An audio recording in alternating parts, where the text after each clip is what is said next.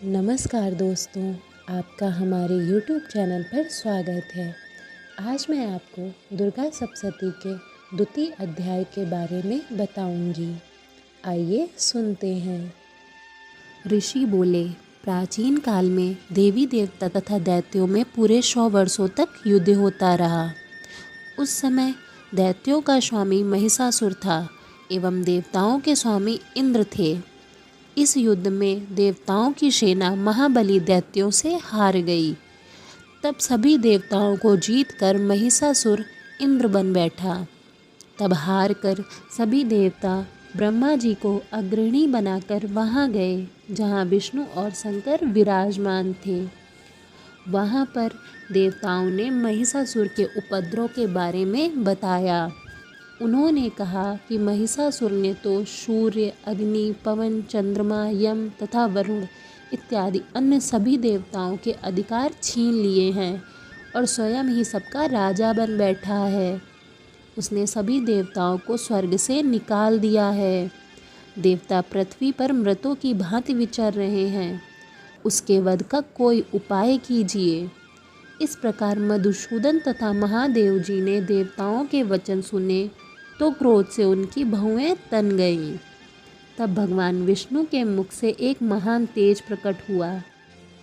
इसी प्रकार ब्रह्मा तथा शंकर के मुख से भी तेज प्रकट हुआ। दूसरे इंद्र आदि देवताओं के शरीर से भी महान तेज प्रकट हो आया।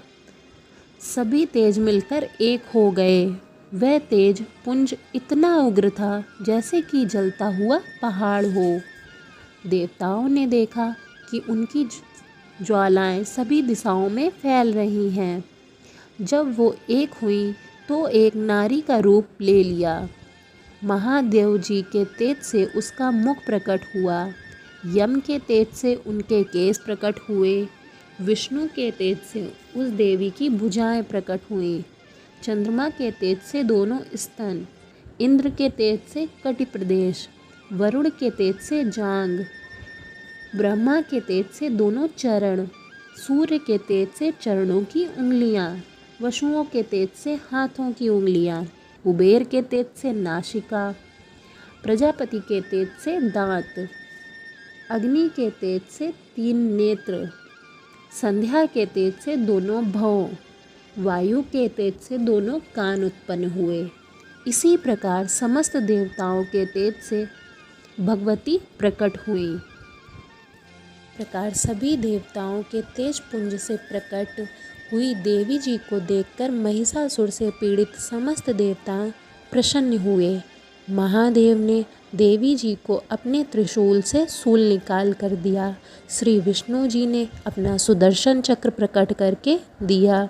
वरुण ने शंख तथा अग्नि ने उन्हें शक्ति दी। मारुत ने उन्हें धनुष दिया और बाण से भरपूर 2 तस्कर दिए।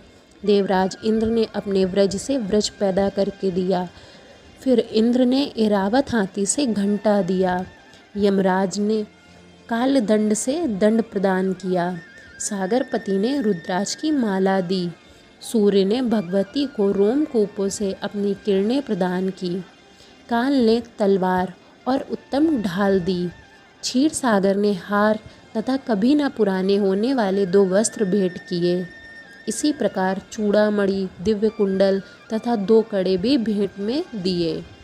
सभी भुजाओं के लिए बाजूबंद, चरणों के लिए नुपुर और इसी प्रकार सभी उंगलियों के लिए जड़ित मुद्राएं प्रदान की। विश्वकर्मा ने अनेक रूपों वाले अस्त्र, अभेद, कवच, मस्तक तथा गले में धारण करने योग्य कभी न कुम्हलाने वाली कमलों की माला दी।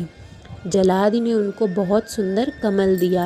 हिमालय ने उन्हें वाहन के लिए सिंह और अनेक प्रकार के रत्न भेंट किए। कुबेर ने सुरा से भरपूर पात्र दिया। इसी प्रकार सारे देवताओं ने भूषण के द्वारा देवी जी का सत्कार किया। तत्पश्चात देवी ने अट्टहास करके ऊंचे स्वर में गर्जना की। इसके लिए भयानक नाद से सारा आकाश भर गया तथा देवगण प्रसन्न हुए कि सिंहवाहिनी देवी जी की जय जयकार होने लगी।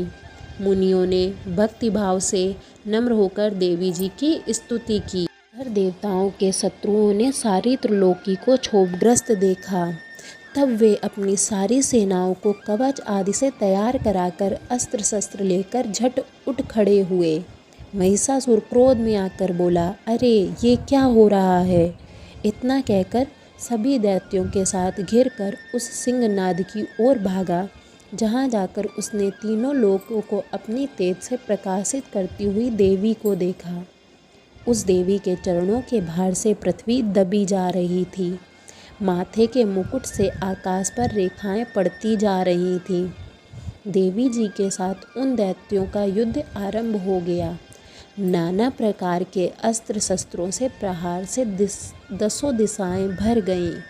महिषासुर का सेनापति उस समय चिछुर नाम का एक महान दैत्य था। देवी जी के साथ उसी का युद्ध होने लगा।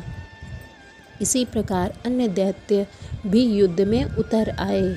60 लाख रथियों से आवृत वैश्यकाल दैत्य भी युद्ध में उतर पड़ा। परावरित दैत्य भी हाथी एवं घोड़ों के अनेक स्वरों से समूह से घिरा हुआ रथ लेकर आ गया और देवी जी के साथ युद्ध करने लगा। उस समय युद्ध स्थल में स्वयं महिषासुर भी रथों और हाथियों अश्व की सेना से घिरा खड़ा था। तोमर, भिंब, भिंदपाल, शक्ति, मूषल, परशु, खंग आदि अस्त्रों से युद्ध में देवी जी के साथ युद्ध होने लगा। दैत्यों ने देवी जी पर शक्तियाँ छोड़ी एवं दूसरों ने पास फेंके। चंडिका देवी ने अस्त्र शस्त्रों की वर्षा करके उन्हें तोड़ डाला। इधर देवी जी का वाहन सिंह भी क्रोध में आ गया। अपने गर्दन के बाल हिलाता हुआ दैत्यों की सेना में इस प्रकार झूमने लगा जैसे कि वन में अग्नि फैलती जा रही हो। उस युद्ध भूमि में युद्ध करती हुई अंबिका माँ ने इतने श्वास छोड़े वो भी झटपट सैकड़ों हजारों गढ़ों के रूप में परिणत हो गए। प्रकट होकर उन गढ़ों ने खंभ, भिंदपाल, परशु आदि शस्त्रों से युद्ध प्रारंभ कर दिए। देवी जी की शक्तियों से वृद्धि पाकर वे गढ़ दैत्यों का नाश करने लगे तथा साथ में दूसरे गढ़ नगाड़े, शंख आदि बजने लगे। तब देवी जी ने त्रिशूल, गदा और शक्तियों की वर्षा से तलवार आदि शस्त्रों से सैकड़ों महान असुरों को मार डाला और दूसरे कितने ही दैत्यों को घंटा के भयप्रद नाद से मूर्छित करके मार गिराया। मरे दैत्यों को पास में बांधकर पृथ्वी पर घसीट डाला तो कितने गदा की चोट से घायल होकर पृथ्वी पर ही सो गए। मार मार कर गिराए हुए रथी, हाथी, घोड़े एवं असुरों की लाशों के द्वारा जहाँ महायुद्ध हो रहा था वहाँ की पृथ्वी इस प्रकार भर गई कि वहाँ पर आना जाना ही कठिन हो गया। वहाँ सेना एवं असुरों के रुधिर बहने से रुधिर की बड़ी बड़ी नदियाँ बहने लगीं। जगदम्बा जी ने एक ही क्षण में दैत्यों की महती सेना पर इस प्रकार नाश कर दिया जैसे कि लकड़ियों के बड़े ढेर को अग्नि जला देती है। देवी जी का वाहन सिंह अपने बालों को झटकाता हुआ बड़ी गर्जना करता हुआ दैत्यों के शरीर में मानो प्राण ही चुन रहा हो, इस प्रकार झूमने लगा। देवी जी के उन गणों ने महाअसुरों के साथ बड़ा युद्ध किया जिससे देवता प्रसन्न होकर आकाश में पुष्पों की वर्षा करने लगे। आगे का अध्याय सुनने के लिए देखते रहिए हमारा YouTube चैनल।